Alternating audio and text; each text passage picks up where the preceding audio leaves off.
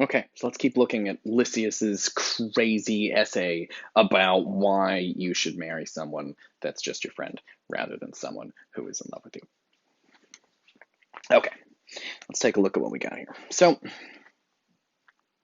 he points out that they're going to want to, the person in love with you is going to want to keep you away from other people because of jealousy. He says, and again, I told you, every time he does something in this, he'll say, here's why the lover is bad.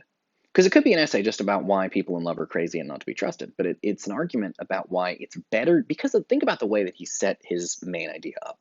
He said it's better to marry somebody that is not in love with you than one that is. So it's two things, right? Because there's the person in love is bad, and the person who is not in love is better. So every time he makes a point, he says, here's what's bad about the person in love. And then let's look at that same subject, but in a good way. Here's what's good about the person who's not in love. So he was saying that the person who's in love is going to be jealous, doesn't want you hanging out with other people who are better than him, because he's going to want you to, he's going to feel like they're going to steal you. So Lysias then moves perfectly naturally into non-lovers, right? He says, but those who are non-lovers, meaning just regular friends, and whose success in love is the reward of their merit, will not be jealous of the companions of their beloved. That's the person that they love. And, that the beloved is the person being chased after for marriage. Um, sorry, they keep calling the person who's going to be in the relationship is the beloved, and the person they're choosing between is a lover and a non-lover. So it's a little confusing because the word beloved has love in it, which makes it seem like it's only for the person who's in love. But the issue is someone who is the beloved, which is the person who is the person beloved is trying to choose between these two people. So let's take a look at what they say about that. But those who are non-lovers and whose success in love is the reward of their merit will not be jealous of the companions of the latter and benefited by the former. For more love than hatred may be expected to come to him out of his friendship with others, right? So he's saying, like, someone who's not in love with you is going to be happy to see you hanging out with other people because that person wants the best for you, and having good people in your life is good. Um, Many lovers, too, have loved the person of a youth. Sorry, I think he's finished with this point. He's going to make another one. Many lovers, too, have loved a person of a youth before they knew his character or his belongings, so that when their passion has passed away, there is no knowing whether they will continue to be friends. Whereas in the case of non lovers who were always friends, the friendship is not lessened by the favors granted, meaning sex in this case. But the recollection of these remains with them and is an earnest of good things to come. So he says a lot of people fall in love suddenly, right? He says we call it falling in love. You can tell how sudden it is from the word. We say falling in love.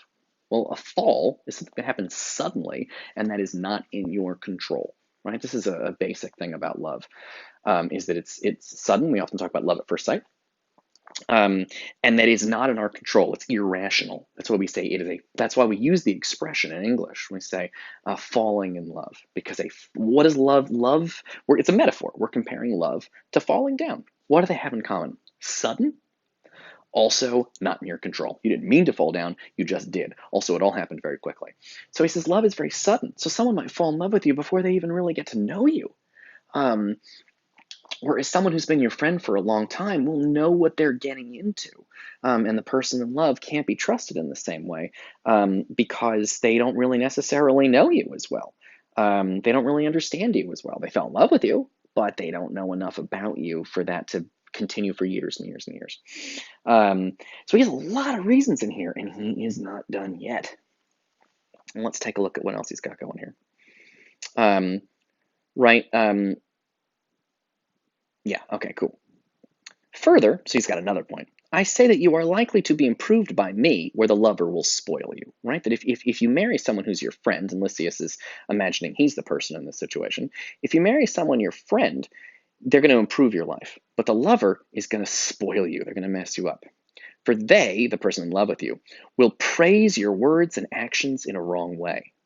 Partly because they are afraid of offending you, and also their judgment is weakened by passion. Such are the feats that love exhibits. He makes things painful to the disappointed which give no pain to others. He compels the successful lover to praise what ought not to give him pleasure, and therefore the beloved is to be pitied rather than to be envied. But if you listen to me, in the first place, I, in my intercourse with you, this means discussion, intercourse here is debate. It means exchanging things. We tend to use it to mean sex because it's like an exchange of bodily fluids, but here they're talking about exchanging words. In my intercourse with you shall not merely regard present enjoyment, but also future advantage, not being mastered by love, but by my own but my own master. Nor for small causes taking violent dislikes, even when the cause is great, slowly laying up little wrath. Unintentional offenses I shall forgive, and intentional ones I shall try to prevent. These are the marks of a friendship which will last. So I read that whole paragraph, which was maybe a little much, and I should have slowed down there a little bit. But the point of that paragraph, right, is that the person, someone in love with you, is going to praise you. They're going to say how great you are and how wonderful you are all the time. Why? Because they want to sleep with you. They want to have sex with you. And so they're just going to say that everything you do is correct. And that's bad for you. To have someone constantly telling you you're great even when you're not, that's not healthy. You're going to end up thinking wrong things about yourself and about the world that you live in. Because if you just listen to people that want to have sex with you, they're going to say all kinds of things just to have sex with you. And so they can't really be trusted in the same way. Whereas a friend will be more likely to be honest with you. So let's take a look at that paragraph again, because I do feel like I went too quickly through that. For they praise your words and actions in the wrong way, partly because they're afraid of offending you, and also their judgment is weakened by passion. People in love sometimes just think the person they're in love with is perfect. They don't notice. They just focus on the good things. That's unhealthy for someone just to say how great you are all the time.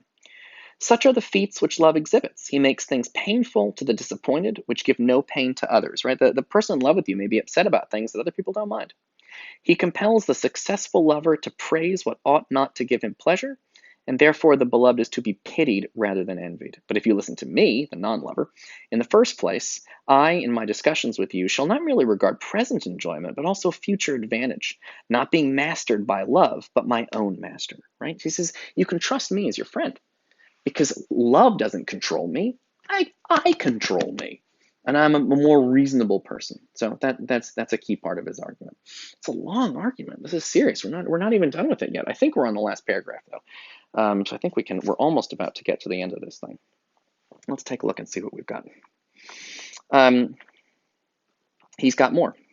Do you think that a lover can only be a firm friend? Reflect. If this were true, we should set small value on sons, or fathers, or mothers.